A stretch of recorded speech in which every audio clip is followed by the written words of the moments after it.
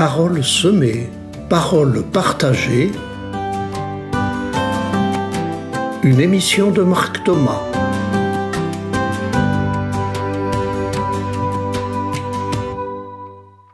Bonjour chers amis auditeurs et auditrices, voici le temps de l'Avent qui commence. L'Avent, la venue, l'avènement. Attendre, accueillir, se préparer. J'intitule cette émission de la première semaine de l'Avent « Il vient au cœur des bouleversements du monde ». L'Avent, ça parle de la venue de Jésus à Noël, mais plus encore d'un événement inouï qu'aucun homme n'aurait imaginé, l'incarnation d'un Dieu dans notre chair et dans la vie du monde. Il me semble que certains chrétiens qui cherchent encore Dieu au ciel n'ont toujours pas perçu l'inouï d'un Dieu au cœur du monde. Je m'interroge parfois car j'ai l'impression que pour certains chrétiens, l'essentiel de la vie chrétienne se déroule à l'Église. Alors que la foi chrétienne repose sur un Dieu devenu humain, un Dieu incarné au cœur du monde, un Jésus qui parcourait les villes et les campagnes pour rejoindre les hommes et les femmes dans leurs maladies et dans leurs attentes. Je n'ai rien contre le fait d'aller à l'église, de prier, de chanter des louanges, d'aller à la messe, de réciter le chapelet. Bien sûr, c'est possible. Mais si la vie chrétienne se résout à cela, si l'essentiel de la vie chrétienne consiste à se réfugier dans les églises et parfois à dénoncer un monde dangereux ou pécheur, ça dénature l'Évangile et la bonne nouvelle d'un Dieu qui aime le monde, qui vient s'incarner au cœur du monde tel qu'il est, pour le rejoindre jusque dans ses maladies et ses misères, et un Dieu qui sauve le monde aujourd'hui. Quand vous lisez l'Évangile, vous remarquez probablement que Jésus est bien plus souvent au milieu des hommes que dans les synagogues de son époque, qu'il chemine en permanence dans les villes, les campagnes et les déserts. Il y rencontre tous les hommes, les pharisiens, les publicains, les femmes adultères, les malades, les étrangers. Et il dénonce souvent les scribes et les pharisiens des synagogues qui se croient justes et veulent dicter au monde leurs lois et leur morale. Alors, en ce temps de l'Avent, je vais moi aussi sortir des églises. Je ne vais pas vous proposer des actes religieux pour préparer Noël. Je n'ai rien contre les crèches, mais je ne vais pas vous décrire la crèche de jadis.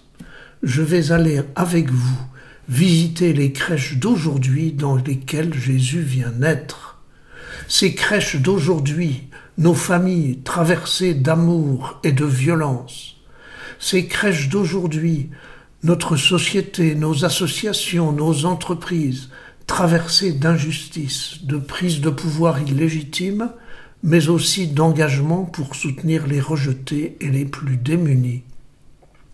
Ces crèches d'aujourd'hui, sur les terrains de guerre en Ukraine, en Israël et à Gaza, et aussi dans tous les pays de dictature, dans tous les lieux où l'homme exploite l'homme et le rend esclave. Ces crèches d'aujourd'hui, traversées de ténèbres et d'horreur, mais aussi d'espoir et d'engagement pour la paix. C'est bien dans ces crèches d'aujourd'hui, plus que dans le papier rocher de nos églises, que Jésus vient naître. Je vous propose d'aller ensemble au cœur de ce monde, mais à la lumière de l'Évangile, de chacun des 4 dimanches de l'Avent. Je vous propose de nous interroger ensemble sur leur actualité au cœur de notre monde et au cœur de chacun de nous, hommes et femmes de 2024.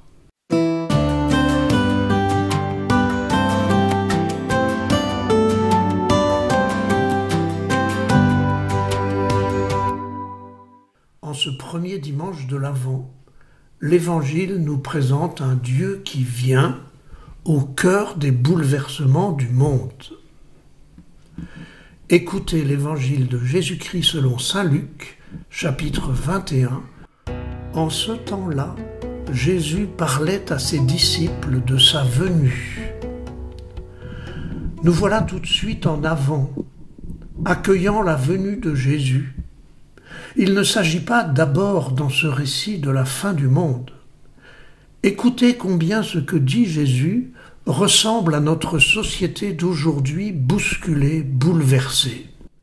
Il y aura des signes dans le soleil, la lune et les étoiles.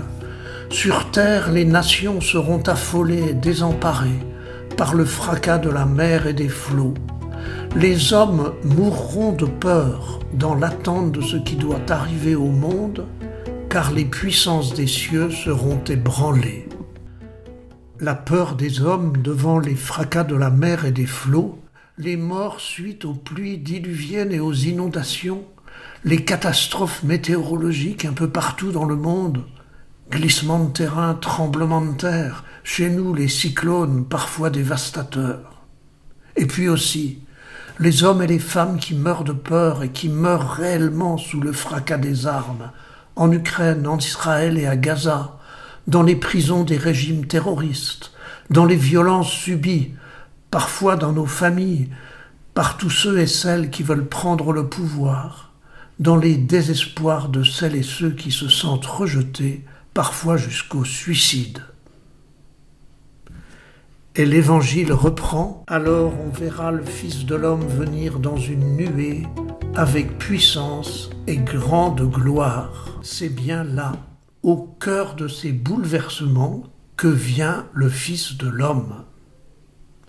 Attention, vous qui ne cherchez Dieu que dans l'intime de vos prières, dans l'adoration par vos chants de louange, dans ces lieux protégés que sont les églises, rappelez-vous que le Fils de l'homme vient d'abord aujourd'hui sur les champs de bataille, dans ce monde bouleversé et parfois dévasté.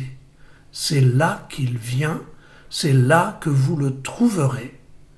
Et si vous allez prier et chanter à l'église, c'est uniquement pour dire merci, pour exprimer votre gratitude d'avoir pu le reconnaître dans les fracas du monde, pour dire merci parce qu'aujourd'hui il sauve les hommes jusque dans les bouleversements de nos vies. C'est la première bonne nouvelle pour tous ceux et celles qui croient que Dieu les a abandonnés ou veut les punir par la violence du monde. Première bonne nouvelle, car dans ce monde déchiré, le Dieu de l'incarnation vient prendre le visage des victimes, des souffrants, de toutes celles et de tous ceux qui cherchent à promouvoir la justice, le respect, la réconciliation, la paix. Et l'Évangile continue. Quand ces événements commenceront, redressez-vous et relevez la tête, car votre rédemption approche. Redressez-vous et relevez la tête, dit Jésus. Le plus souvent, tous ces événements d'un monde déchiré déclenchent l'inverse chez nous, nos peurs, nos lamentations, nos plaintes, nos méfiances.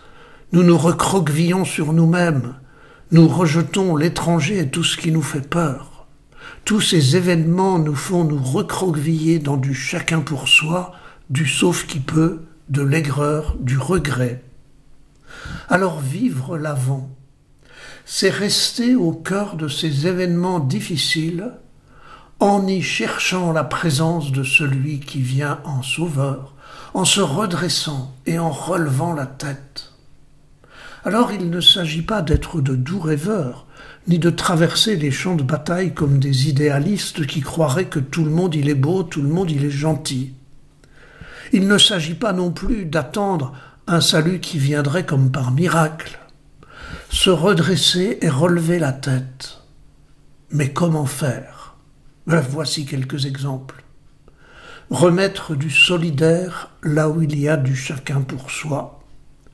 Choisir le seul pouvoir d'un cœur qui relève plutôt que les prises de pouvoir qui rejettent et écrasent.